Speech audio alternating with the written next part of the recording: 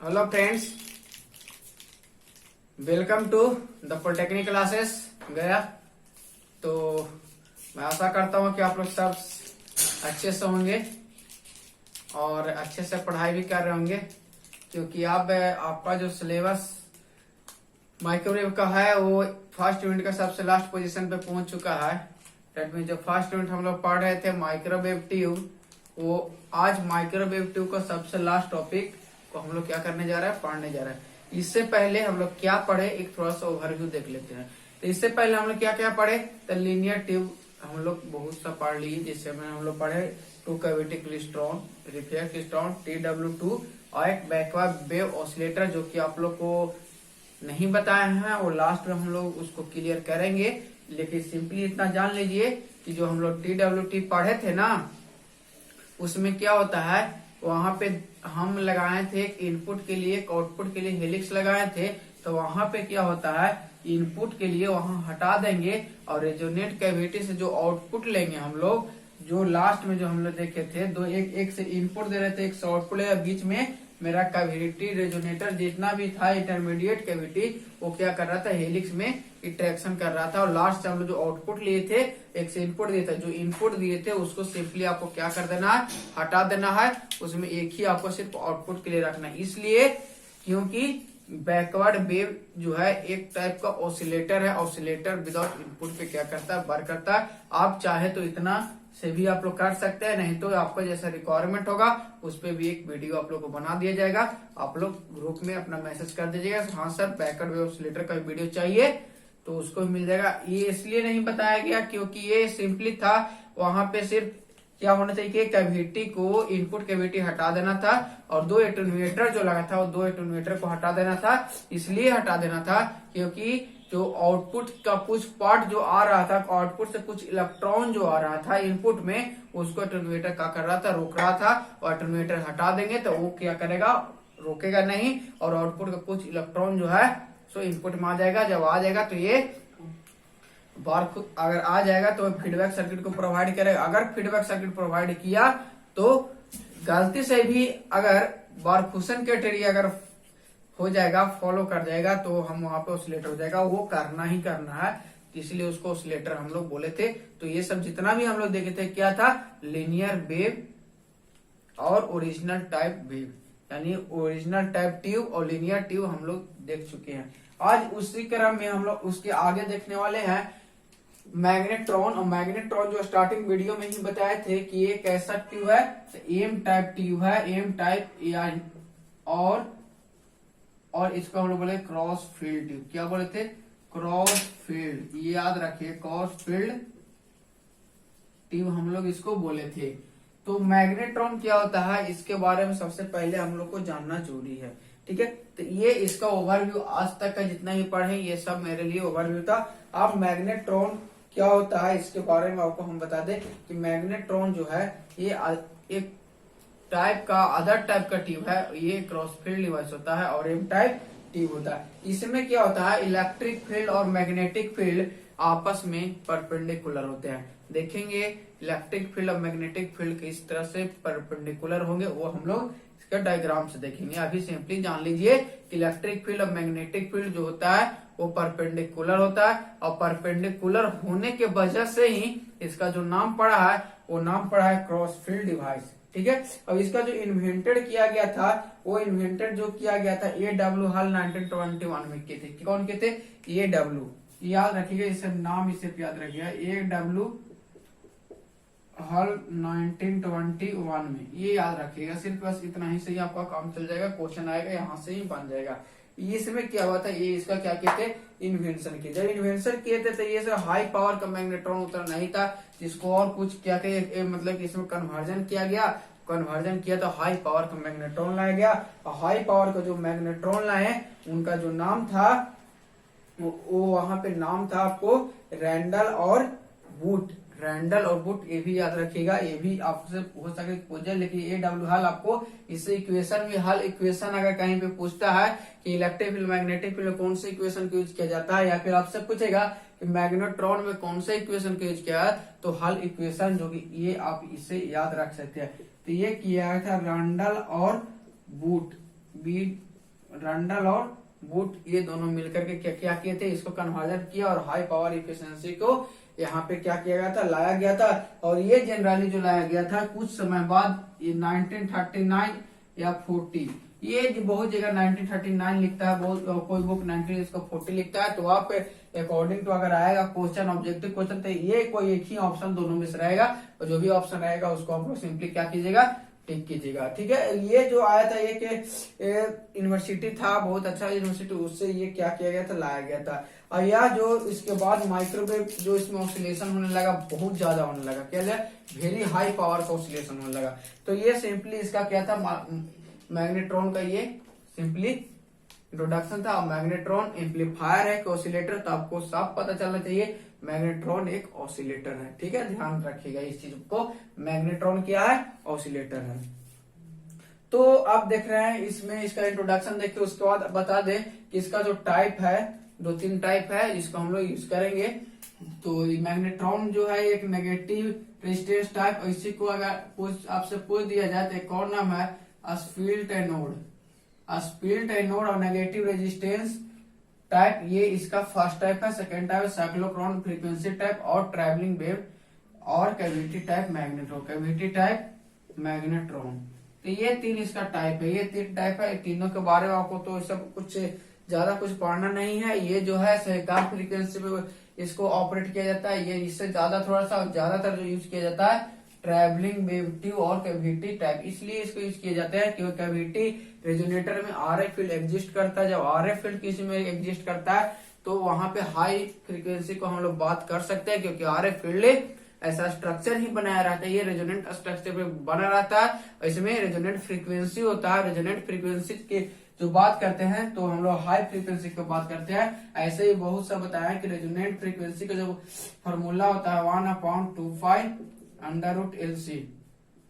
ये तो आपको 2 से 3 टर्म बता चुके हैं कि इसमें क्या होता है, रेजोनेंट स्ट्रक्चर इस तरह से बनाया रहता है क्योंकि माइक्रोवेव फ्रीक्वेंसी हम लोग बहुत हाई पे यूज करते हैं। लो फ्रीक्वेंसी पे तो हम लोग नेटवर्क में आप लोग पढ़े होंगे, नेटवर्क जो होता है कम फ्रीक्वेंसी पे बरकरार किया जाता है, उसके ज्यादा और EMFT और माइक्रोवेव सबसे ज्यादा फ्रीक्वेंसी पे बार किया जाता है। दैट मींस इसका फ्रीक्वेंसी बहुत ज्यादा रहता है, ये लेंस का जो वैल्यू रहता है बहुत ही कम रहता है। इस तरह से इसको इंगेस्ट किया जाता है, इस तरह से सब बनाया जाता है।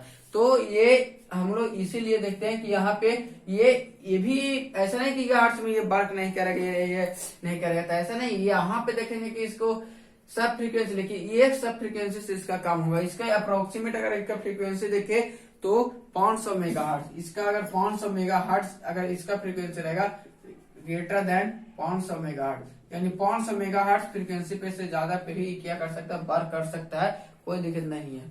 ठीक है, अगर आपसे पूछ दिया जाए कि ये ग्रेटर देन हो जाएगा 100 मेगाहर्ट्ज, कौन, साइक्लोट्रॉन 100 मेगाहर्ट्ज। और कैविटी टाइप इसको तो फिर कहना नहीं, आप गीगाहर्ट्ज में इसको लेके जा सकते हैं, गीगाहर्ट्ज में इसको हम लोग बार करवाएंगे। अगर आपसे डायरेक्टली पूछे कितना गीगाहर्ट्ज, तो बोल सकते हैं 500 मेगाहर्ट्ज से ज्यादा, और यहाँ पे 12 गीगाहर्ट्ज से इसका तक इसके बीच की फ्रीक्वेंसी को हम लोग क्या कर सकते हैं, इसको हम लोग बार करवा सकते हैं। तो इतना सारा कुछ हम लोग देखे, इसका इंट्रोडक्शन, इस टाइप ऑफ।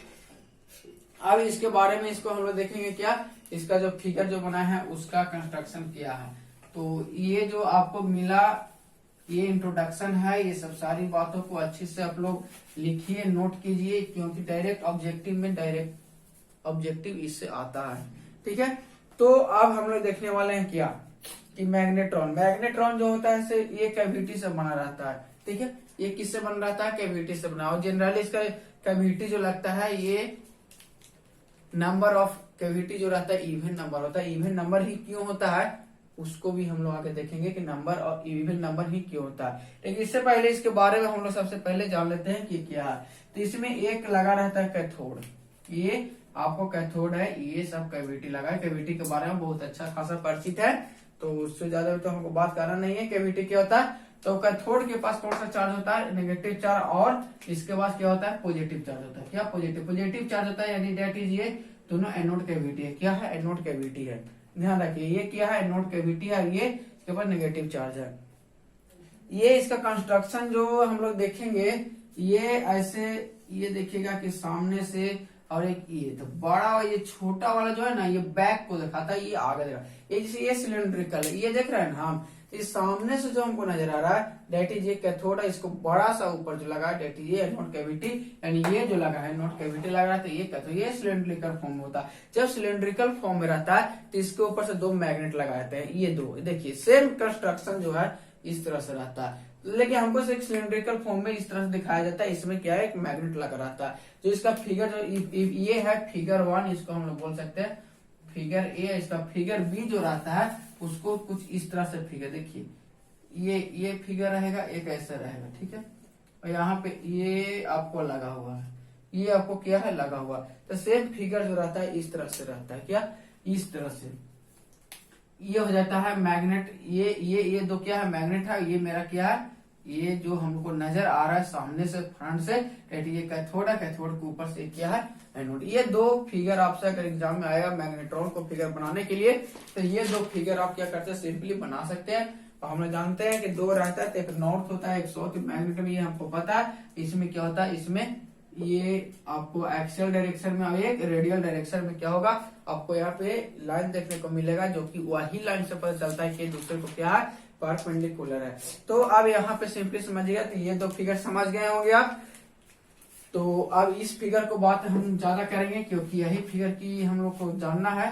तो यहाँ पे देखिए होता क्या है कि ये फिगर के बारे में आप सबसे पहले नंबर ऑफ कैविटी कितना होगा, एनोड होगा, मतलब नंबर ऑफ कैविटी जो होगा वो एन यानी इवन नंबर ऑफ कैविटी होगा। ये बात माइंड में सेट कर लीजिए, क्यों होगा आगे हम लोग जानेंगे, ठीक है। इसमें कैथोड रहता है, कैथोड में हम लोग हीटर यूज करते हैं, जिसके वजह से इलेक्ट्रॉन गन हम लोग देखे थे, तो ये इलेक्ट्रॉन को क्या करता है इमिट, तो ये सारा इलेक्ट्रॉन को क्या करता है इमिट करता है, मतलब यहाँ से भी यहाँ से भी यहाँ से भी यहाँ से भी यहाँ हर जगह से इलेक्ट्रॉन को क्या करेगा ये इमिट करे, इतना इसका पावर होता है। अब यहाँ पे देखेंगे ये कि ये सारा एनोड कैविटी है, यहाँ पे इलेक्ट्रॉन कहीं से भी निकलेगा तो किसके पास जाएगा, एनोड के पास ही जाएगा ना। लेकिन उसमें देखेंगे कि हम लोग जितना भी अभी तक देख क्या है, सब इलेक्ट्रिक फील्ड में एक लीनियर वे में क्या करता था वो, मतलब यहाँ से इलेक्ट्रॉन निकला, चाहे रेपलर पे से अट्रैक्ट हो क्या है, चाहे कलेक्टर से वो कलेक्ट हो जाए, लेकिन सारा कुछ हमने जो देखिए अभी तक एक लीनियर वे में क्या किया ट्रांसपोर्ट, मतलब कि ये वेव जो लीनियर में क्या किया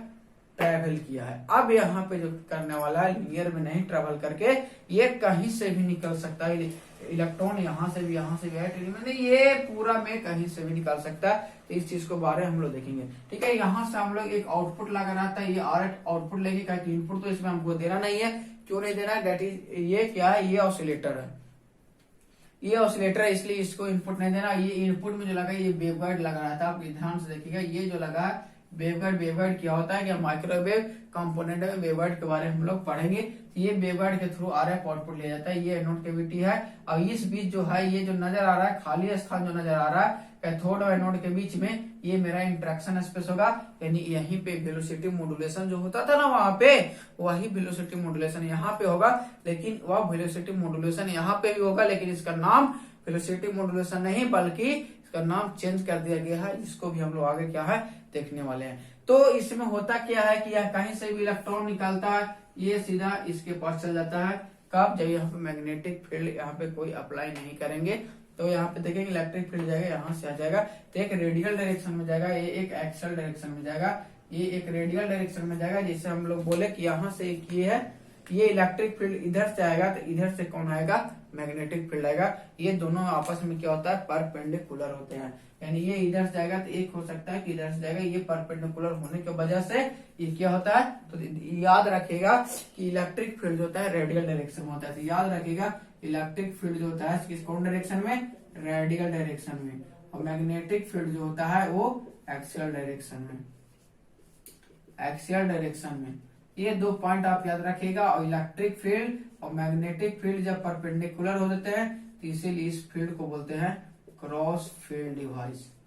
अगर आपसे कोई पूछे क्रॉस फील्ड डिवाइस क्यों कहते हैं, इसका रीजन क्या है, तो आप साफ बोलिएगा electric field magnetic field perpendicular हो जाते हैं तो उसको हम लोग बोलते हैं क्रॉस फील्ड डिवाइस। समझ गया, ये चीज आपको समझ में आया होगा कि ये क्रॉस फील्ड डिवाइस क्यों बोलते हैं। एक रेडियल डायरेक्शन में रहेगा, दूसरा एक्सियल डायरेक्शन में रहेगा। अब इसको हम देखेंगे कि यहाँ पे एक बार यहाँ पे क्या करेंगे, आरएफ फील्ड को एक बार सेंस करेंगे, यानी जब एनोड कैविटी जितना भी लगा है इसमें आरएफ फील्ड नहीं रहेगा तो सिर्फ क्या रहेगा, तो मैग्नेटिक फील्ड और इलेक्ट्रिक फील्ड, तो उसके जगह पे क्या हमको इफेक्ट आएगा उस चीज को हम लोग क्या करेंगे, देखेंगे। तो यहाँ तक आपको लोग को तो सब कुछ पता होगा, यहाँ तक अब कोई दिक्कत नहीं है, कैसे काम करेगा नहीं करेगा, तब काम कैसे करेगा उस चीज को हम लोग देखने वाले हैं। क्या करेगा, अब ये काम कैसे करता है। तो सबसे पहले काम करेगा ये किस तरह काम करेगा इसके बारे में हम लोग समझेंगे। तो इसको जब वर्किंग आपको समझना है तो आपको मोड ऑफ ऑपरेशन क्या करना पड़ेगा, समझना पड़ेगा। तो मोड ऑफ ऑपरेशन समझने के लिए अगर इसमें अगर पूछे कि मोड ऑफ ऑपरेशन क्या हो सकता है, तो मोड ऑफ ऑपरेशन इसमें आपको समझना है ये है कि इसमें नंबर ऑफ कैविटी कितना लगाएंगे। ठीक है, नंबर ऑफ कैविटी लगाएंगे तो उसमें क्या हमको फेज डिफरेंस आएगा, कितना क्या आएगा, उस चीज के बारे में भी हमको क्या करना है, यहाँ पे पढ़ना। तो आपको हम बताते सर सबसे पहले कि नंबर ऑफ 8 कैविटी यहाँ पे लगाते हैं, जिसको मान लिया जाए कि आपसे बोले जाए कि इसको एडजस्ट करना है। ये किस तरह आप एडजस्ट करें, टोटल फेज शिफ्ट इसको कितना हो सकता है। अगर एक यहाँ से इलेक्ट्रॉन निकला, ये पूरा घूम करके जाएगा तो फेज शिफ्ट कितना होगा बताइए। तो फेज शिफ्ट आपको जितना होगा कि 2 पाई के बराबर हो जाएगा। कितने का, 2 पाई के बराबर। कितने पाई के बराबर, 2 पाई। हम लोग जानते हैं ना कि कोई भी अगर एक राउंड सर्किल ले लेता है तो उसको हम लोग बोलते हैं इसका सरकमफ्रेंस जो होता है 2 पाई आर के बराबर होता है ना। यानी 2 पाई के बराबर एक इलेक्ट्रॉन निकलेगा, चारों पर घूमेगा, यानी 2 पाई के बराबर हो जाता है। लेकिन यहाँ पे क्या नंबर ऑफ कैविटी लगा हुआ, क्या लगा हुआ, नंबर ऑफ कैविटी लगा हुआ। तो ये कैविटी को देखते हुए चलेगा, इसीलिए इसको हम लोग बोल देते हैं कि एक और ये काम करेगा 2n पाई कैपिटल एन, और यहाँ पे कैपिटल एन से नोट करें 2n पाई से इसको हम लोग करेंगे। तब n 2n पाई यहाँ पे क्या हो जाएगा, तो 2n पाई यहाँ पे इसका पूरा का पूरा ओवरऑल जो यहाँ से चलना स्टार्ट करेगा, दैट मींस ये पूरा घूमे, दैट इज 2n पाई हो जाएगा। अब यहाँ से हम लोग इसको इस तरह निकाल के देखेंगे कि 2n पाई हुआ तो इसको क्या कोई इफेक्ट आएगा यहाँ पे। यहाँ से क्या पता चल सकता है कि इन जो नंबर ऑफ कैविटी जो हम लगाए हैं वो कैविटी कितना होगा। तो अगर आपसे पूछा जाए कैसे कि टोटल फेज शिफ्ट इसका कितना होगा, तो टोटल फेज शिफ्ट इसका कितना होगा, जितना मेरा मान लीजिए कि यहाँ पे इसका 5 अगर फेज डिफरेंस है तो आप ऐसे इसको भी मान सकते हैं। एन अगर 5 है तो 5, नहीं तो थीटा है तब थीटा, जो भी आप मान सकते हैं। तो अगर एन 5 मान रहे, एन 5 बराबर 2, एन 5 के बराबर ऐसा हो जाएगा। ऐसा हो सकता है, मान लीजिए कि यहाँ पे नंबर ऑफ ये आप यहाँ पे स्मॉल एन मान के चलिए, तब समझ में आएगा 2n5 ऐसे। अब यहाँ ये जो स्मॉल एन क्या है, इंटीजर नंबर है, का इंटीजर नंबर डेट मीन्स कितना 1 2 3 4 5 ऐसा कुछ होगा। तो n5 बराबर 2n5 हो जाएगा। तो n5 बराबर 2n5 जब होगा तो अगर आपसे पूछे कि 5 बराबर कितना हो जाएगा, आपसे अगर कोई पूछ दे कि 5 बराबर कितना हो जाएगा, तो 5 बराबर जनरली कितना हो जाएगा, तो 5 बराबर हो जाएगा 2n5 बाई कैपिटल एन हो जाएगा। 2n5 बाई क्या हो जाएगा, कैपिटल एन हो जाएगा। तब अगर आपको इस तरह ये क्यों बता रहे हैं यहाँ पे समझिएगा। अगर आप यहाँ पे नंबर ऑफ कैविटी अगर इवन लगाते हैं या फिर आप नंबर ऑफ कैविटी ऑड लगाते हैं तो क्या इफेक्ट आएगा, यहाँ पे ये समझाने का ट्राई है। अगर 5 बराबर इतना लगाएं, अगर आपसे पूछे कि आप 45 डिग्री अगर फेज डिफरेंस आप 45 डिग्री समझिएगा, प्रैक्टिकल में बताएं। अगर फेज डिफरेंस कितना है 45 डिग्री है, अगर फेज डिफरेंस 45 डिग्री तक कितना नंबर ऑफ कैविटी लगाएंगे कि हमको हो जाएगा 360 होना चाहिए ना। तो 45 अगर लगाएंगे तो नंबर ऑफ 8 कैविटी लगाना पड़ेगा। ठीक है, अगर 45 डिग्री का अगर फेज डिफरेंस है तो कैविटी कितना लगाना पड़ेगा, तो नंबर ऑफ 8 कैविटी लगाएंगे तो कितना 8 बचे हो जाता है 40, 32 और 4 36, ये 360 डिग्री हो गया, यानी 2 पाई के बराबर हो गया।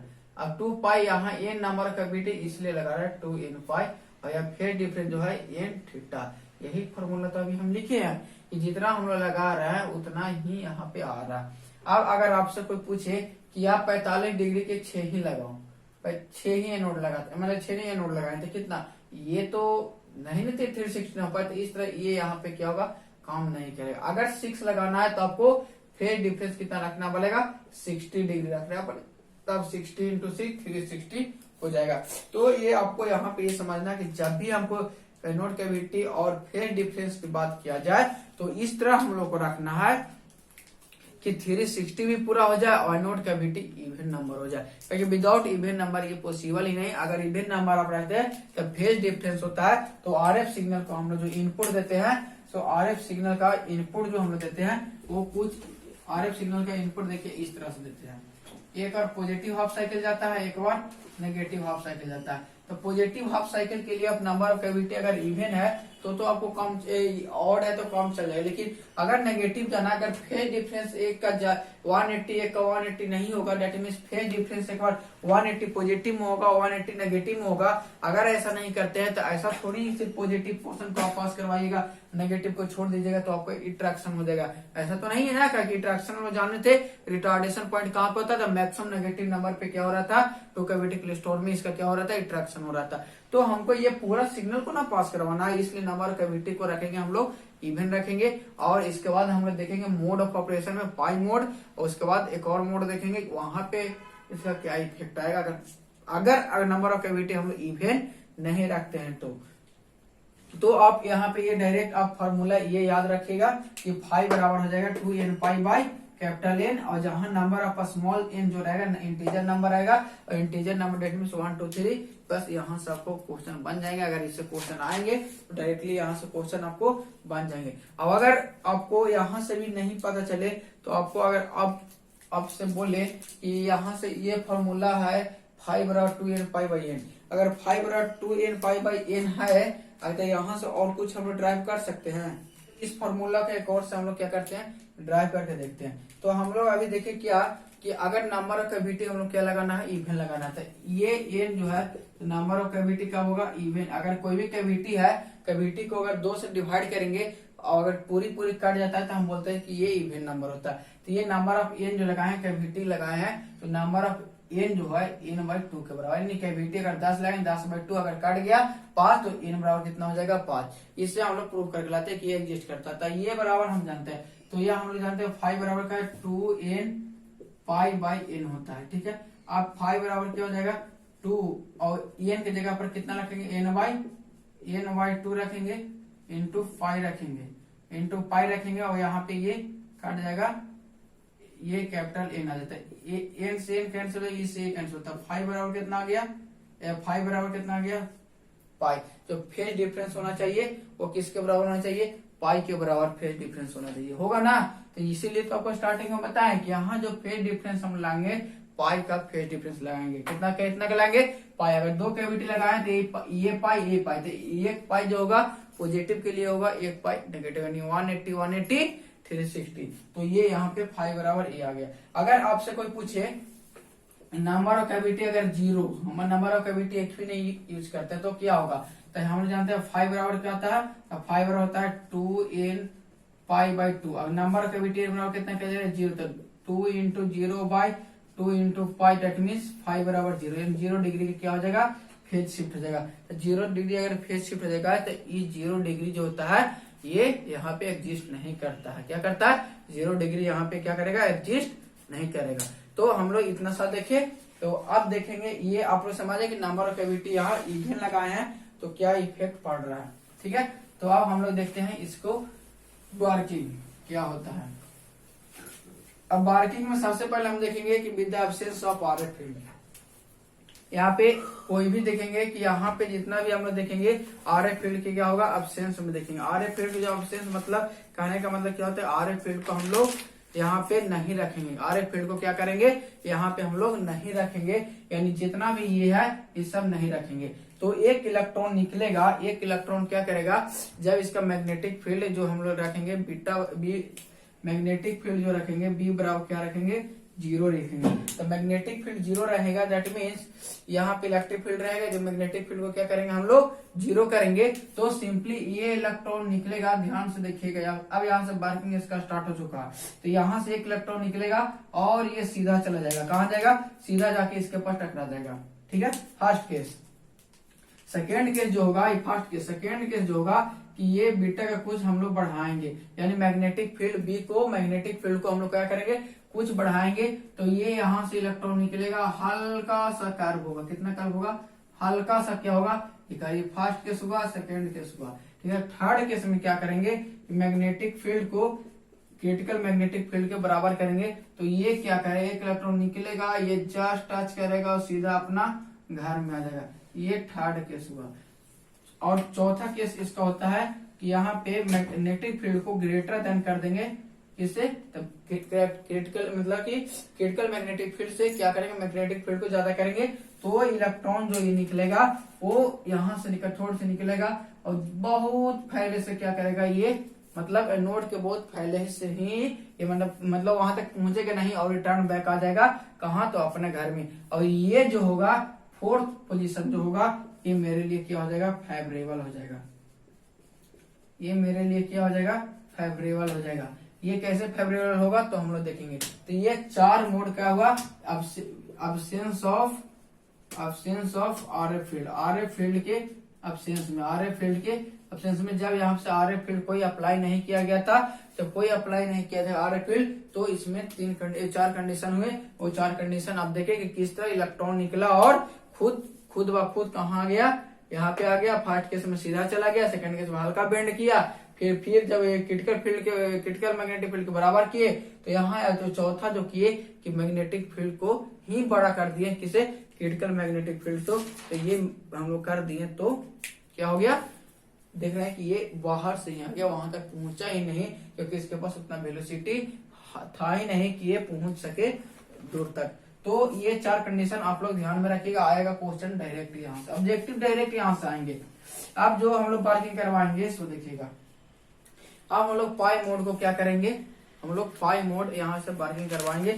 और पाई मोड पार्किंग मेंटेन करने के लिए यह 2-3 पॉइंट को आपको क्या करना, ध्यान रखना। फर्स्ट का ध्यान रखना number of cavity is even, number of cavity क्या होना चाहिए, इवन होना चाहिए। और पाई मोड को मेंटेन करने के लिए नंबर ऑफ कैविटी क्या होना चाहिए, हर हाल में इवन होना चाहिए। और इवन होने के साथ इसका फेज डिफरेंस जो होना चाहिए वो कितना, भी हम लोग निकाल के देखे फेज डिफरेंस कितना आया, तब पाई का क्या आया, फेज डिफरेंस। डेट मीन्स सब यहाँ पे पाई का फेज डिफरेंस होगा। तो जब पाई का फेज डिफरेंस होगा तो यहाँ पे अब देखिएगा एक प्लस हो जाएगा, एक माइनस हो जाएगा, एक प्लस हो जाएगा, एक माइनस हो जाएगा, एक प्लस हो जाएगा, एक माइनस हो जाएगा, एक प्लस हो जाएगा। ये सब प्लस माइनस ये हो जाएगा, यहाँ पे प्लस हो जाएगा, माइनस प्लस ये माइनस, ये फेज डिफरेंस को शो कर रहा है। ठीक है, तो ये आप ध्यान रखिएगा, ये किसका शो कर रहा है, फेज डिफरेंस को शो कर रहा है। जब ऐसा अगर आएगा तो फेज डिफरेंस आएगा ऐसा, तो इसमें आर एफ फील्ड को हम लोग क्या करते हैं, अप्लाई करते हैं। जब आर एफ फील्ड को अप्लाई करते हैं तो इलेक्ट्रॉन को क्या बिहेवियर होता है उसको हम लोग देखेंगे। तो इस फिगर में ही हम लोग उसको भी देखेंगे। देखिए ये फिगर हम क्या कर दे रहे हैं, इरेज कर दे रहा है। और यही फिगर में हम लोग क्या देखने वाले हैं, जब आर एफ फील्ड अब्सेंस करेंगे तो क्या होगा, ध्यान से देखिएगा। तो जब हम जानते हैं कि यहाँ पे जो आर एफ फील्ड होगा कहाँ, पॉजिटिव से नेगेटिव की ओर जाएगा। तो आप ध्यान से देखिएगा, ये पॉजिटिव से नेगेटिव ये आएगा, इस डायरेक्शन में आएगा, ये आएगा पॉजिटिव से नेगेटिव आएगा, ऐसे कुछ आएगा। यहाँ पे ये पॉजिटिव से नेगेटिव जाएगा, ये जाएगा ऐसे, ये पॉजिटिव से नेगेटिव। अब यहाँ पॉजिटिव से नेगेटिव जाएगा, अब यहाँ पॉजिटिव से नेगेटिव आएगा, यहाँ अब बस इतना ही आएगा। यहाँ आएगा ऐसे ऐसे ऐसे, ध्यान से देखिएगा, नहीं तो पता चलेगा कि ये फिगर आपको समझ में नहीं है। ध्यान से देखिएगा, सबको समझ में आएगा। ठीक है, ये ब्लू लाइन से। अब यहाँ के फेज डिफरेंस, ये पॉजिटिव से नेगेटिव के लिए इसका आर एफ फील्ड ऐसे रहेगा, यहाँ पे इसका आर एफ फील्ड ऐसे रहेगा। इसलिए अलग अलग कलर से बना रहा है कि आपको समझ में आए, क्योंकि यही वर्किंग सबसे इम्पोर्टेंट है, सबसे इम्पोर्टेंट यही वर्किंग है। पॉजिटिव से नेगेटिव ये डायरेक्शन में रहेगा, ये पॉजिटिव टू नेगेटिव इस डायरेक्शन में रहेगा, पॉजिटिव टू नेगेटिव इस डायरेक्शन में रहेगा, और यहाँ पे पॉजिटिव टू नेगेटिव इस डायरेक्शन में रहेगा।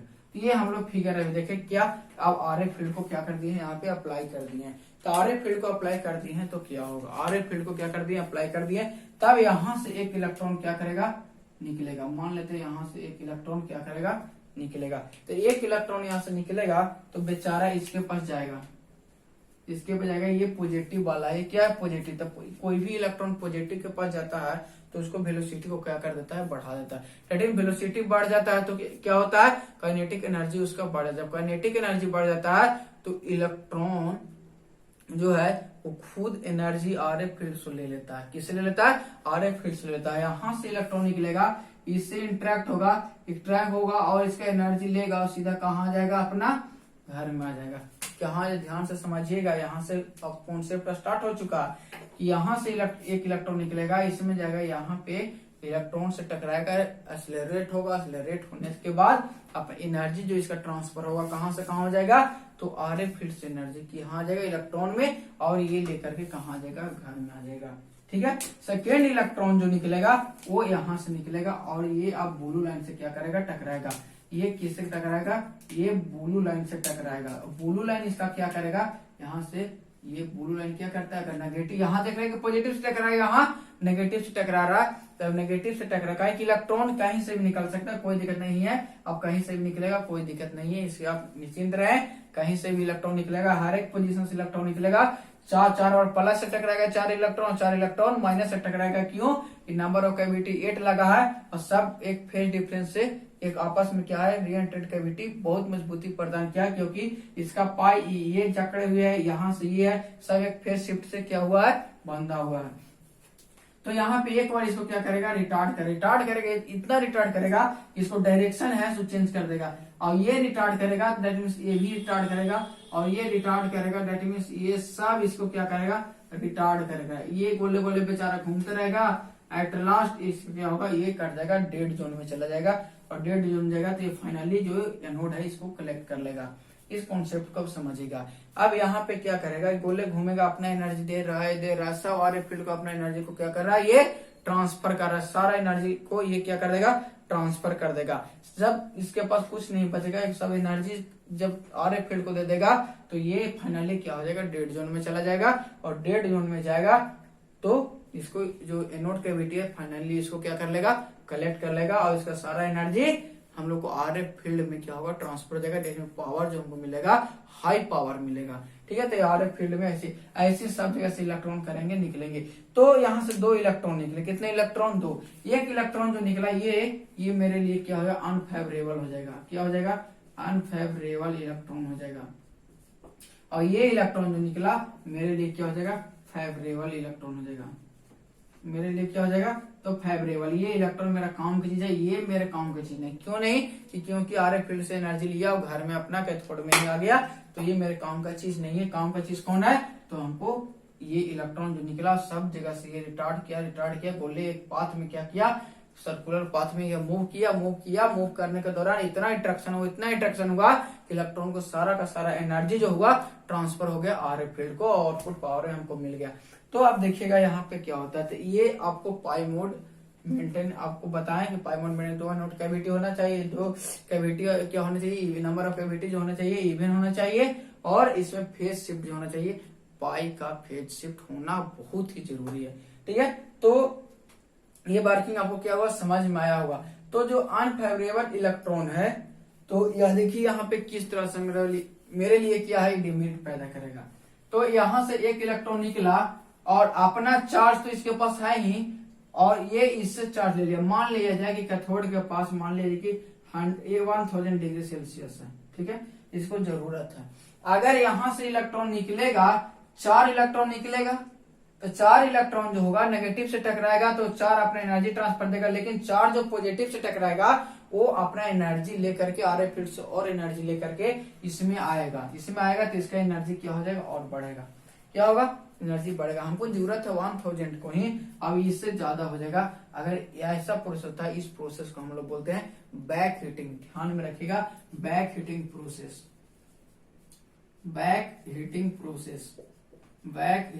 प्रोसेस। इसको ध्यान रखें। बैक हीटिंग प्रोसेस का होता है जब कोई इलेक्ट्रॉन निकलता है और RF फील्ड इलेक्ट्रॉन से खुद क्या कर लेगा? वो ले लेगा एनर्जी और ले करके अपना घर में यानी कैथोड में आ जाएगा। तो उस प्रोसेस को हम लोग बैक हीटिंग प्रोसेस के नाम से जाना जाता है। तो ये एक हमारे लिए बहुत बड़ा प्रॉब्लम नहीं है। इसको प्रॉब्लम हम लोग सोल्व कर सकते हैं कि जहां हमको अगर एक्स्ट्रा मान लेते हैं कि 50 डिग्री सेल्सियस एक्स्ट्रा लेकर के आ रहा है, कहां से? तो इंटरेक्ट करवा के इतना ज्यादा ले रहा है, तो मेरे 1000 की जगह पे 1050 होगा। तो उस टाइम हम इस तरह से मेंटेन करेंगे कि इसी को हम क्या कर देंगे 950 कर देंगे, 950 और ये 50 आएगा, ये 50 अगर दोनों मिलकर क्या 100 डिग्री सेल्सियस। तो ये हम लोग सप्लाई फ्रीक्वेंसी को बढ़ा घटा करके ये हम लोग मेंटेन कर सकते हैं, कोई भी दिक्कत नहीं है। ये मेंटेन हमको करना है, ये मेंटेन हम कर सकते हैं, ठीक है। तो इस पॉइंट आपको ये समझ में आया होगा, ये पॉइंट क्या है। तो यहाँ पे एक बैक हीटिंग प्रोसेस आप ध्यान में रखिएगा। अगर पूछेगा कि बैक हीटिंग प्रोसेस कब होता है और किस टाइम होता है, कौन से मतलब माइक्रोवेव ट्यूब में होता है, तो ये सब छोटा छोटा पॉइंट जो आप याद करके रखिएगा। अब याद करना ये है कि इसके बाद जो होता है काम, इसके बाद जो काम होता है, हम लोग देखिए कि सब जगह से ई इंटरेक्ट करा है, सब जगह से क्या किया, इंटरेक्ट किया। तो इंटरेक्ट वहां भी करता था, लीनियर वेव ट्यूब में भी करता था, टू कैविटी क्लिस्टोन में भी करता था और एलिफेया क्लिस्टोन में करता था, TWT में इंटरेक्ट करता था। लेकिन उस टाइम उसको नाम बोलते थे हम लोग वेलोसिटी मॉड्यूलेशन। लेकिन वह प्रोसेस को यहाँ नाम नया नाम से जानता था फेज फोकसिंग इफेक्ट। यहाँ पे एक नया नाम से पहुंच जाएगा फेज फोकसिंग इफेक्ट, इस नाम से। तो अगर आपसे पूछेगा कि what is phase focusing effect in magnetron, तो आप सिंपली यही आपको बताना है इस फिगर के बारे में। यानी इस फिगर में क्या होगा, जब RF फील्ड हम लोग अप्लाई करेंगे, तो RF फील्ड जब अप्लाई करेंगे तो वहां पे सबसे पहले RF फील्ड अप्लाई करेंगे, ठीक है। उसके बाद अगर फेज फोकसिंग से पूछता है तो आपको पता होना चाहिए कि फेज फोकसिंग इफेक्ट कहाँ पे होगा, तो जहां पाई मोड वर्क करेगा। पाई मोड मतलब डोमिनेंट मोड, डोमिनेंट मोड। इस मोड को सेटिस्फाई करने के लिए आपके पास दो कंडीशन होना चाहिए। पहला कंडीशन जो होगा नंबर ऑफ कैविटी जो होना चाहिए इवन होना चाहिए। दूसरा कंडीशन पाई का फेज डिफरेंस होना जरूरी है। ये दो फेज डिफरेंस होगा। तो अब इसके बाद इतना करने के बाद इसको हम लोग क्या इंटरेक्शन करवाएंगे विद मतलब कि in the presence of RF field. RF field क्या रहेगा, सब में प्रेजेंस रहेगा, सब नंबर ऑफ कैविटी में RF फील्ड रहेगा तब। और जब इस प्रोसेस में जब एक इलेक्ट्रॉन निकलेगा और सीधा आ जाएगा घर में, यानी इंटरेक्ट होकर के एनर्जी RF फील्ड से लेकर के, तो मेरे लिए बैक हीटिंग प्रोसेस होगा। और जो इलेक्ट्रॉन इंटरेक्शन स्पेस पूरा करवाएगा, इस पूरा प्रोसेस को हम लोग बोलेंगे फेज फोकसिंग इफेक्ट। तो आपको समझ में आया होगा, आई होप क्लियर हो गए होंगे आप लोग फेज फोकसिंग इफेक्ट क्या होता है। तो इसके आगे फिर हम लोग चलते हैं कि इसके आगे देखते हैं कि इसका आगे और कुछ भी होता है। तो देखिए इसके आगे होता क्या है कि अब देखिए कि अगर बाय मिस्टेक से अगर हो सके कि मेरा DC वोल्टेज जो हम लोग प्रोवाइड कर रहे हैं या फिर और कुछ बाय मिस्टेक या कुछ फ्लक्चुएशन की वजह से आउटपुट में या इनपुट में फ्लक्चुएशन की वजह से पाई मोड फिर ना हो करके, अगर पाई मोड ना हो करके इसे फेज डिफरेंस और कोई मोड में चला जाता है, जैसे मान ले 3π/4 मोड में चला जाता है, तो इस मोड अगर ऐसा कभी हो जाता है, अगर ऐसा तो होना नहीं चाहिए, लेकिन अगर कुछ फ्लक्चुएशन की वजह से या फिर कोई मेरा जो DC वोल्टेज यहाँ पे हीटर लगा है इसके वजह से या एनीथिंग सर्किट प्रॉब्लम की वजह से पाई मोड अगर मतलब कि क्या कर सकते हैं कि नहीं हो पाता है, पाई मोड की जगह पे चेंज हो जाता है, तब हमको क्या होगा, तो जब यहाँ पाई मोड से अगर हट कर कोई और मोड में शिफ्ट हो जाता है तो इसको मोड जंपिंग इफेक्ट बोलेंगे। क्या सब पॉइंट आप लोग नोट करते रहिएगा, मोड जंपिंग इफेक्ट बोलेंगे। क्या बोलेंगे, मोड जंपिंग इफेक्ट। यानी मोड जंपिंग इन मैग्नेट्रॉन, अगर आपसे कोई पूछे कि what is mode jumping in magnetron, तो आपको बताना है कि पाई मोड में ना रह करके कोई और मोड में शिफ्ट हो जाना, उसको हम लोग बोलेंगे मोड जंपिंग इफेक्ट, यानी मोड जंपिंग इन मैग्नेट्रॉन। मोड जंपिंग उसको हम लोग क्या सकते सिंपली हम लोग बोल सकते हैं। तो इस मोड में होगा तो इसमें क्या होगा इफेक्ट, सबसे पहला जो इफेक्ट आएगा इस पे जो हमको तो फ्रीक्वेंसी मिलेगा, तो फ्रीक्वेंसी हमको लो फ्रीक्वेंसी मिलेगा। क्या फ्रीक्वेंसी मिलेगा, लो फ्रीक्वेंसी। क्यों, कि पाई मोड में हमको मैक्सिमम फ्रीक्वेंसी मिलता है, मैक्सिमम पावर हमको पाई मोड में ही मिलता है, और इसमें लो फ्रीक्वेंसी मिलेगा, यानी लो पावर तो यहाँ पे मिलेगा। क्या, लो पावर तो हमको मिलेगा, और लो पावर मिले कहाँ, एक गलत फ्रीक्वेंसी पे, एक रॉन्ग फ्रीक्वेंसी पे, एक रॉन्ग कंसेप्ट पर इसको बोल सकते हैं, गलत जगह पे इसको क्या मिलेगा, हमको क्या मिल सकता है कि फ्रीक्वेंसी पावर जिसको हम लोग कोई यूज नहीं कर सकते हैं। ठीक है, तो इस मोड को याद रखिएगा, मोड जंपिंग इफेक्ट। और यह इफेक्ट जब हुआ था जब ये इफेक्ट हुआ था तो इस इफेक्ट को दूर करने के लिए इसको हम लोग यूज किया थे, इसको नाम था स्ट्रैपिंग। क्या था? स्ट्रैपिंग। इसका नाम था स्ट्रैपिंग। याद रखिएगा स्ट्रैपिंग कि यहाँ पे पाई मोड मेंटेन ना रह करके कोई और मोड में अगर शिफ्ट हो गया तो उसको बोलते हैं मोड जंपिंग इन मैग्नेट्रॉन या मोड जंपिंग इफेक्ट। और मोड जंपिंग इफेक्ट को दूर करने के लिए कौन आया? तो स्ट्रैपिंग लाया गया। क्या लाया गया? स्ट्रैपिंग लाया गया। तब देखिएगा स्ट्रैपिंग क्या होता है। तो स्ट्रैपिंग क्या होता है इसको बारे में थोड़ा सा आप जान लीजिए, क्योंकि ऑब्जेक्टिव क्वेश्चन हो सकता है कहीं से पूछे। तो स्ट्रैपिंग करने के लिए यहाँ पे इस तरह से मेंटेन किया गया। यहाँ पे 2 मेरा क्या था? ये था। और इसमें 8 कैविटी क्या किया? लगाया गया। तो इसे देखिएगा स्ट्रैपिंग में क्या हुआ था। इस तरह से 8 कैविटी, ये हमको 8 कैविटी हो गया। ठीक है, इसमें क्या हुआ था कि एक पैरेलल में 2 वायर लगाया। पैरेलल में कितना? 2 वायर। ध्यान से देखिएगा, ये पैरेलल में लगाया 2 गो वायर, ये इस तरह से। ठीक है, अब एक वायर ये है। अब पैरेलल में 2 वायर लगेगा तो यहाँ पे क्या इफेक्ट हो सकता है? यानी मैक्सिमम फ्रीक्वेंसी पे 2 वायर अगर हम लोग क्या लगाते हैं? पैरेलल में लगाते हैं। तो पैरेलल में 2 वायर ये है, इसके सामने देखिए, उसको जो दूर हुआ था, मोड जंपिंग हुआ था ना, उसको हटाने के लिए लाया गया। तो एक यहाँ पे मान लीजिए कि रेड वायर है और एक यहाँ पे एक ब्लैक वायर है। ये 2 वायर है। अगर ये 2 वायर है, हम लोग हाई फ्रीक्वेंसी पे बार करवाते हैं, इसमें क्या एक कैपेसिटेंस को क्या देखिएगा? कैपेसिटेंस हो जाता है, जनरेट हो जाता है, एक कैपेसिटेंस फॉर्म हो जाता है। ये जब आप लोग पढ़े में नेटवर्क में ट्रांसमिशन लाइन, तो वहां पे इसको बारे में हम लोग क्या था? पढ़ना था। और ये जो कैपेसिटेंस जनरेट होता है इसको बोलते हैं हम लोग स्ट्रे कैपेसिटेंस इफेक्ट। अगर आपको शंटिंग इफेक्ट आप जानते होंगे, तो शंटिंग इफेक्ट को ही स्ट्रे यहाँ पे हो जाता है, शंटिंग इफेक्ट जनरेट होता है। इसे स्ट्रे कैपेसिटेंस के नाम से भी हम लोग जानते हैं। तो ये इफेक्ट क्या हो जाता है? फ्रीक्वेंसी जितना यहाँ पे देखेंगे फ्रीक्वेंसी ज्यादा होगा, फ्रीक्वेंसी ज्यादा होगा तो यहाँ पे क्या होगा कि आप लोग आपसे अगर कोई पूछे कि इसका ये जेडसी रिएक्टेंस क्या होता है? 1/2πfc होता है। अगर फ्रीक्वेंसी को बहुत ज्यादा बढ़ाएं तो रिएक्टेंस का क्या होगा? कम होगा। जब रिएक्टेंस कम होगा तो सारा करंट अपने से होकर फ्लो करवा देगा, अपने से होकर के ना। जितना रिएक्टेंस किसी चीज को कम रहता है उसमें करंट उतना ज्यादा जाता है। तो यहाँ पे क्या था? फ्रीक्वेंसी अगर यहाँ पे इनफाइनाइट कर देते रिएक्टेंस क्या होता है? आइडियली 0 हो जाता है, जिसमें यहाँ कोई रेजिस्टेंस ही ना होगा, ये पूरा का पूरा करंट। ये यहाँ पे इफेक्ट देखने को मिल गया यहाँ पे स्ट्रैपिंग में। तो स्ट्रैपिंग में ये मिल गया। दूसरा इसका मिल गया क्या? जब फ्रीक्वेंसी बढ़ा तो इसमें लॉसेस बढ़ना बहुत ज्यादा स्टार्ट हो गया। तो इसके ये तो दूर हुआ, मोड जंपिंग यहाँ पे हो रहा था। तो पाई मोड ना हो करके ये सब इस तरह से कनेक्शन किया कि यहाँ पाई मोड जंपिंग हट गया। यहाँ पे ये दूसरा शिफ्ट में नहीं जाएगा।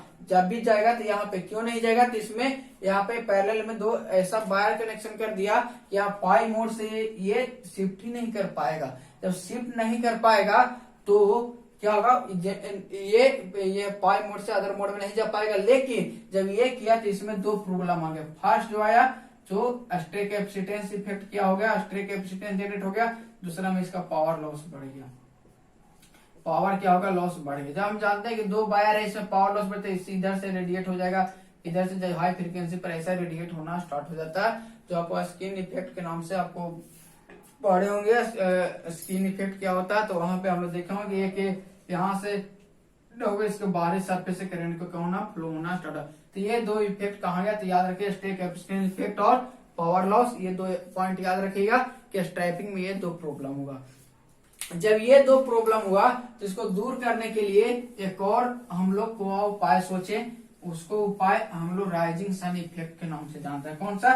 तो rising sun effect. Rising sun effect क्या होता है? तब समझिएगा राइजिंग सन इफेक्ट क्या होता है, कहाँ? मैग्नेट्रॉन में। तो राइजिंग सन इफेक्ट क्या होता है?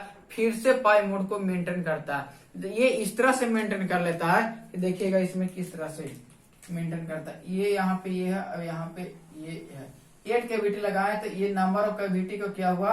एक क्या कर दिया कि नंबर ऑफ कैविटी की साइज ही चेंज कर दिया।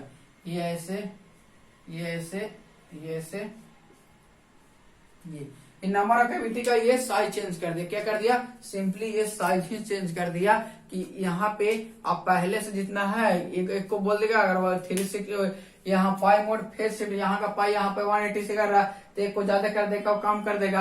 अब इस तरह से ये मेंटेन किया कि ये और ये दोनों को 2 पाई के बराबर कर दिया और इधर से ये दोनों को 2 पाई के बराबर कर दिया। तब यहाँ से आप किसी भी तरह से आप सोच सकते हैं तो यहाँ पाई मोड मेंटेन हो जाएगा।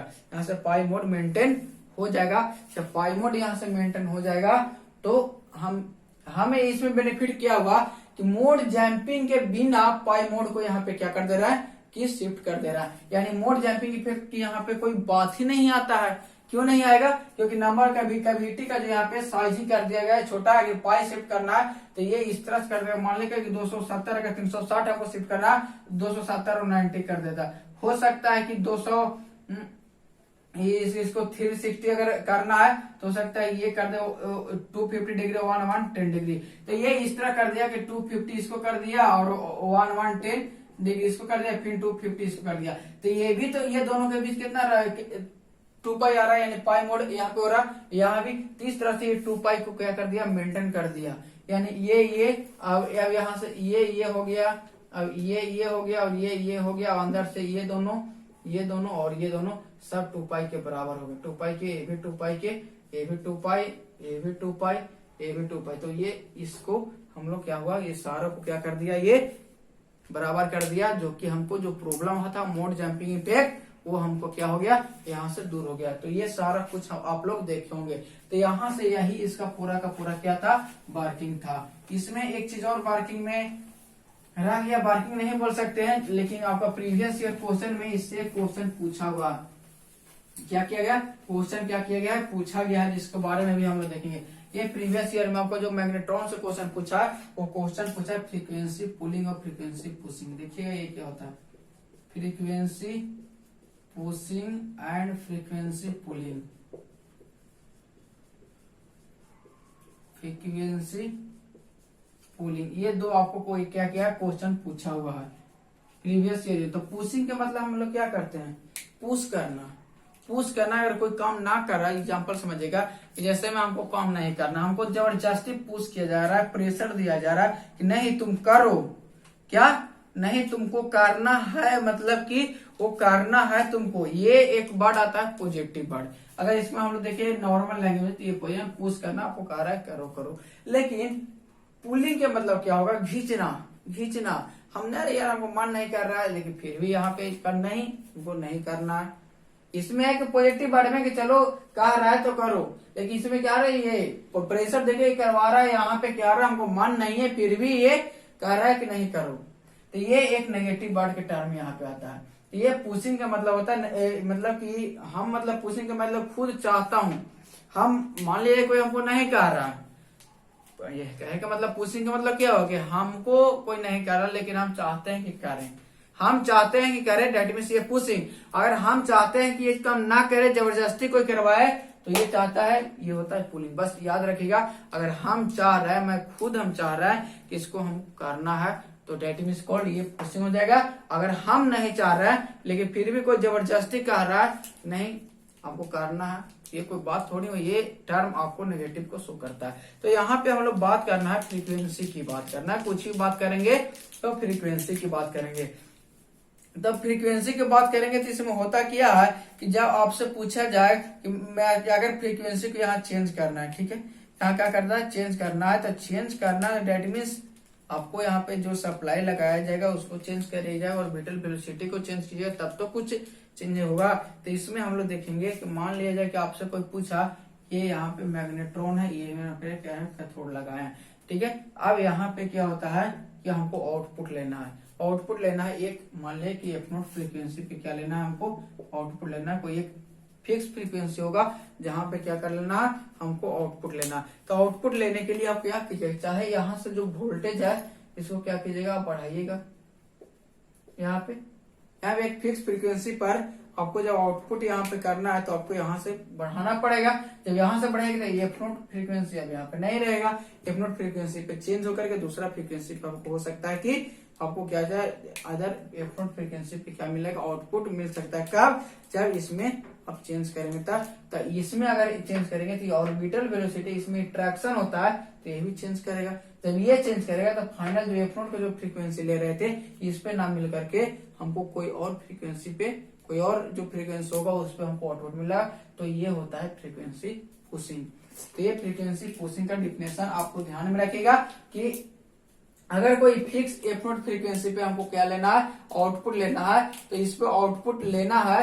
दैट मीन्स यहाँ से हम ये बोल सकते हैं कि सबसे पहले यहाँ पे आप इसमें चेंजिंग करना पड़ेगा। कहाँ? तो यहाँ पे इनपुट में क्या हीटर लगा है, यहाँ से चेंज होगा। जब यहाँ का फ्रीक्वेंसी चेंज होगा तो ऑर्बिटल एनर्जी, यहाँ पे जो एनर्जी जनरेट होगा यहाँ का भी फ्रीक्वेंसी क्या होगा, चेंज होगा। जो यहाँ चेंज होगा तो फाइनली जो आउटपुट हम कलेक्ट करेंगे यहाँ का भी आउटपुट क्या हो जाएगा, चेंज कर जाएगा। तो अगर आउटपुट ऑर्बिटल फ्रीक्वेंसी चेंज होने से हमको फाइनल फ्रीक्वेंसी में चेंज होता है, that frequency called frequency pushing. इस फ्रीक्वेंसी को हम लोग क्या करेंगे कि फाइनल में जो एफ नॉट फ्रीक्वेंसी पर आउटपुट ना लेकर के इससे ज्यादा फ्रीक्वेंसी पर क्या मिलेगा, मेरा आउटपुट मिलेगा। तो क्योंकि ऐसा हम चाहें इसलिए। तो सेकेंड टर्म देखिएगा क्या है, फ्रीक्वेंसी पुलिंग। फ्रीक्वेंसी पुलिंग कहाँ पे होता है? तो हम बताएं कि फ्रीक्वेंसी पुलिंग कहाँ पे होता है। अगर यहाँ पे कोई ये स्ट्रक्चर है ऐसा, ठीक है, यहाँ पे ये स्ट्रक्चर है, यहाँ से क्या हम क्या ले रहे हैं कि आउटपुट ले रहे हैं, यहाँ से क्या ले रहे हैं, आउटपुट ले रहे हैं। ठीक है, यहाँ पे एक मान लीजिए कि यहाँ से आउटपुट ले रहा है, यहाँ पे मान लीजिए कि कोई लोड लगाया हुआ है, ये क्या है, मेरा लोड है, इस लोड है। तो अब यहाँ से जो फ्रीक्वेंसी जनरेट हो रहा है, तो अगर यहाँ से जब फ्रीक्वेंसी जनरेट हो रहा है तो इसमें हम परफेक्टली, अगर यहाँ पे मैच नहीं है, लोड जो होगा परफेक्टली मैच नहीं रहेगा। हम लोग पढ़े थे इम्पीडेंस मैचिंग, तो इम्पीडेंस मैचिंग में हम लोग जो आरएल लोड लगाते हैं परफेक्टली अगर मैच ना रहा, या फिर यहाँ पे रिएक्टिव लोड अगर लगा रहा तो और मेरे लिए क्या हो जाएगा, प्रॉब्लम क्रिएट कर देगा। और प्रॉब्लम क्रिएट ये करेगा कि ये करेगा जो यहाँ से आउटपुट आएगा ये रिटर्न बैक भेज देगा, कहाँ, रेजोनेंट स्ट्रक्चर में ही भेजेगा। जब रेजोनेंट स्ट्रक्चर में क्या होता है कि यहाँ पे मान लीजिए कि ये मेरा रेजोनेंट स्ट्रक्चर यहाँ पे है, इसमें फ्रीक्वेंसी रहता है, तब यहाँ से ये फ्रीक्वेंसी को बैक करेगा। क्यों? हम कहे थे ना कि हम ना चाहते हैं ये काम हमको नहीं होना चाहिए, लेकिन फिर भी ये कह रहा है कि कम हो। हम चाह रहे हैं कि इसको जो आउटपुट मिले वो सही मिले, लेकिन यहाँ पे क्या हो रहा है, इस लोड, रिएक्टिव लोड और वेरिएबल लोड यहाँ पे रहेगा, तो उसके वजह से क्या होगा, यहाँ से जो आएगा इसको रिफ्लेक्ट बैक कर देगा। जब रिफ्लेक्ट बैक करके कुछ भी अगर यहाँ से जाता है, इस यहाँ पे फ्रीक्वेंसी यानी इसका में कुछ भी जाता है, तो और सेकेंड टाइम इसका फ्रीक्वेंसी क्या हो जाएगा, बढ़ जाए। क्योंकि ये वेरिएबल फ्रीक्वेंसी, इसको तो लोड में वेरी करना ही है, लेकिन इसके वजह से मेरा रीएंट्रेंट कैविटी में क्या हो रहा है, प्रॉब्लम होता है। और इस प्रॉब्लम को सोल्व करने के लिए हम लोग यहाँ पे आइसोलेटर को यूज करते हैं। किसको यूज करते हैं? आइसोलेटर। आइसोलेटर होता क्या है, ये फ्रीक्वेंसी को आइसोलेट करता है, यानी ये फ्रीक्वेंसी को आइसोलेट करता है, यानी ये इधर से फ्रीक्वेंसी को क्या कर देगा, आने देगा, लेकिन इधर से फ्रीक्वेंसी को जाने नहीं देगा। तो यहाँ पे ये फ्रीक्वेंसी क्या करता है, पुलिंग कराता है। कब? जब यहाँ का आइसोलेटर नहीं लगाएंगे और ये बैक करके और फ्रीक्वेंसी ये क्या कर देगा, गलत फ्रीक्वेंसी को क्या कर देगा, आउटपुट में मिलेगा, that is called pushing. Pushing में दैट इज कॉल्ड पुलिंग। तो पुलिंग में क्या देखे, इसमें हम लोग, हम खुद ऐसा नहीं चाहते हैं कि ऐसा हो, लेकिन ऐसा हो रहा है। हम नहीं चाहते हैं कि ऐसा हो, लेकिन ऐसा हो रहा है। इसमें चाहते हैं, हम खुद चाह रहे हैं कि ऐसा हो, दैट इज ये पुशिंग वर्ड हो गया। और लेकिन कोई और नहीं, लेकिन हम खुद चाह रहे हैं कि ऐसा हो, तो ये पुशिंग फ्रीक्वेंसी पुशिंग। तो उसमें हम लोग देखे कि हम ना चाहते हुए भी इनपुट में चेंजिंग हुआ, जिसकी वजह से ऑर्बिटल में चेंजिंग आया, ऑर्बिटल में चेंजिंग आने की वजह से आउटपुट में मेरा क्या हो गया, चेंजिंग। मतलब खुद हम 50 हर्ट्ज पे अगर लेना है तो हो सके मेरा 75 हर्ट्ज पे आउटपुट मिले। तो ये एक नोट फिक्स ना होकर के इस फ्रीक्वेंसी पर मेरा ऑर्डर मिले, तो उसमें पुशिंग हो गया, ये पुलिंग हो गया। अब पुलिंग को हम लोग हटाने के लिए, इसको प्रॉब्लम को दूर करने के लिए हम लोग क्या लगाए, तो आइसोलेटर यूज किए यहाँ पे, आइसोलेटर। तो ये टर्म आपको 2-3 याद रखिएगा, आपको डायरेक्ट यहाँ से ऑब्जेक्टिव आएंगे। तो आज आपका क्या हुआ, ये पूरा का पूरा खत्म हो गया। आज माइक्रोवेव ट्यूब आप पढ़ लिए, आज पढ़ लिए। तो आपको क्या करना है, अब यहाँ से सारे को क्या कर लेना है, एक रिलेट करके पढ़ना। कई चीजों को अगर रिलेट करके आप पढ़िएगा तो आपको ज्यादा दिन तक याद रखनी, रट्टा मारिएगा आपको याद नहीं रहेगा। इसलिए चीजों को क्या कर लेना है, सारे को हम लोग क्या कर लेना, रिलेट कर लेना है। तो तो सबसे पहले हम लोग क्या पढ़े, तो यूनिट 1 में सबसे पहले स्टार्ट किए थे इंट्रोडक्शन ऑफ माइक्रोवेव। आप फिर से नोट्स बनाइएगा और इसको कम से कम एक बार पढ़िएगा ताकि एग्जाम प्रेशर इसका न रहेगा। अगर पढ़ाई छोड़ दीजिएगा कि सारा कुछ तो एक समझ में आ गया है, तो आपको एग्जाम के टाइम में यही बर्डन हो जाएगा, यानी बहुत ज्यादा आपको नुकसान पहुंचाएगा। इसलिए डेली कम से कम 1 से 2 बार, सप्ताह में कम से कम ये वीकली 1 से 2 बार तो आप पढ़ सकते हैं। तो इस चीज को आप नोट बना लीजिएगा, नोट से पढ़ते रहिएगा, क्योंकि चीजों को अच्छा से याद रहेगा और एक रिलेट करके पढ़ेगा। ये पढ़े तो इससे रिलेशन इसमें क्या है, जब वो पढ़े तो उसमें क्या रिलेशन है। जैसे में आप 2 कैविटी क्लिस्ट्रॉन पढ़े तो 1 कैविटी इससे कुछ क्या था, रिलेट किया गया था ना, उससे हम कुछ रिलेट किए, उससे रिलेट किए। तो TWT पढ़े तो उसमें भी हम लोग रिलेट किए, TWT और मैग्नेट्रॉन पढ़े तो इसमें भी हम लोग रिलेट किए। क्या रिलेट किए, तो इंटरेक्शन स्पेस, कैविटी, ये सब क्या है, एक ही टर्म है, एक ही टर्म को याद रखना कोई भारी बात नहीं है। तो आज आपका यहाँ से खत्म हुआ। अब आपका काम क्या है कि प्रीवियस ईयर क्वेश्चन जितना भी है उसको आप लोग सोल्व करने का ट्राई कीजिएगा, ऑब्जेक्टिव हो चाहे सब्जेक्टिव हो, प्रीवियस ईयर क्वेश्चन आप सोल्व करने का ट्राई कीजिए। अगर नहीं बनेगा तो आप ग्रुप में मैसेज कर सकते हैं, सर माइक्रोवेव से ये क्वेश्चन नहीं बन, बशर्ते कि क्वेश्चन जो रहना चाहिए आपका यूनिट 1 से रहना चाहिए। कौन सा रहना चाहिए, चाहे न्यूमेरिकल पार्ट हो, चाहे तो फिर सब्जेक्टिव पार्ट हो, चाहे ऑब्जेक्टिव पार्ट हो, कोई भी पार्ट हो, आपको ग्रुप में मैसेज कर दिया गया है, प्रीवियस ईयर क्वेश्चन भेज दिया गया है, उससे आप क्वेश्चन निकालेंगे, उसको लिखेंगे और बनाएंगे। ठीक है, तो इस वीडियो के लिए इतना ही।